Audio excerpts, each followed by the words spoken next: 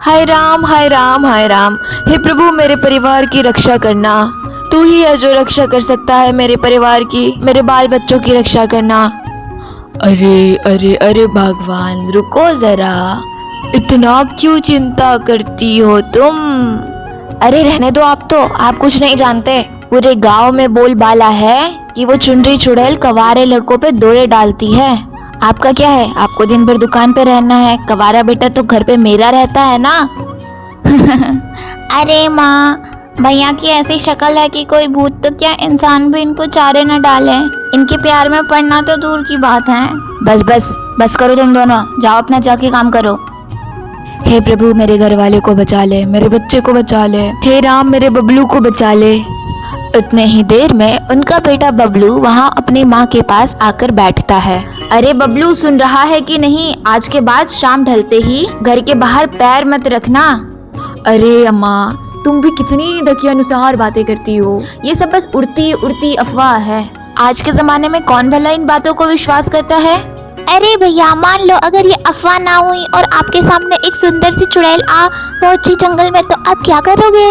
अच्छा, अगर ऐसा हुआ तो मैं उसको बोलूंगा, अरे मैडम जरा अपना आधार कार्ड तो देना, आपकी डेट ऑफ बर्थ देखूं, क्या हम लोग की शादी सच में हो सकती है। इस बात पर दोनों बहन भाई ही हंसने लगे और वहाँ से माँ नाराज होकर चली गई। ऐसे ही बबलू अपनी माँ की सारी बातें मजाक में लेता। एक दिन ऐसे ही बबलू शाम होते ही जंगल की ओर घूमने निकल पड़ा। तब तक वो अपनी माँ की सारी बातें भुला चुका था। वे जंगल में जा ही रहा था तो उसे वहाँ एक सुंदर सी लड़की चलती हुई नजर आई।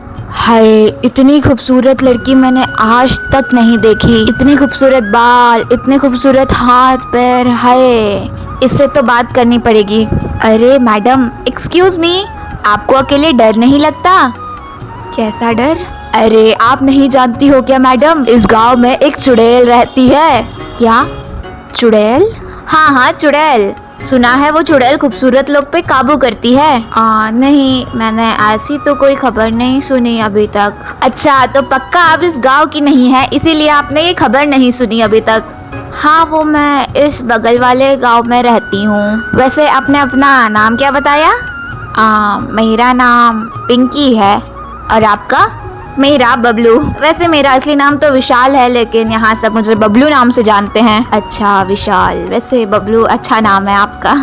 ऐसे ही वो दोनों में लंबी चौड़ी बातें होने लगी। धीरे धीरे करके वो दोनों की दोस्ती अच्छी खासी हो गई और दोनों एक दूसरे को पसंद करने लगे। लेकिन एक दिन अचानक से बबलू ने पिंकी को अपनी माँ से बातें करते हुए सुन लिया। ये क्या कर रही हो पिंकी, तुमको समझ नहीं आता? तुम शायद अपना मकसद भूल रही हो। तुमको यहाँ इंसान को अपने जाल में फंसाने के लिए हमने भेजा है और तुम तो उस लड़के के प्यार में ही गिर गई। लेकिन माँ मैं बबलू से सच्चा प्यार करने लगी हूँ माँ। मैं उसके सिवा और किसी के बारे में सोच भी नहीं सकती माँ। मुझे तो इस बात का डर है, जब बबलू को ये सब बात पता चलेगी तो क्या वो मुझे फिर भी पसंद करता रहेगा? माँ मैं बबलू के सिवा नहीं जी सकती। अगर बबलू मुझे नहीं मिला तो मैं उसके बिना मर जाऊंगी। चाहे कुछ भी हो जाए, आज मैं बबलू को सारा सच बता ही दूंगी, फिर चाहे वो मुझे पसंद करे ना करे। तब तक बबलू उसके सामने आ खड़ा होता है। पिंकी, मैंने तुम्हारी सारी बातें सुन ली है। अरे बबलू तुम प्लीज मुझे मत छोड़ना प्लीज, मैं तुम्हें सारी बातें बताने ही वाली थी। बस पिंकी, मैं सारी सच्चाई जानता हूँ। तुम्हें क्या लगा मैं तुम्हारी सच्चाई जानने के बाद मेरा तुमसे प्यार कम हो जाएगा? नहीं, मेरा प्यार इतना कमजोर नहीं है।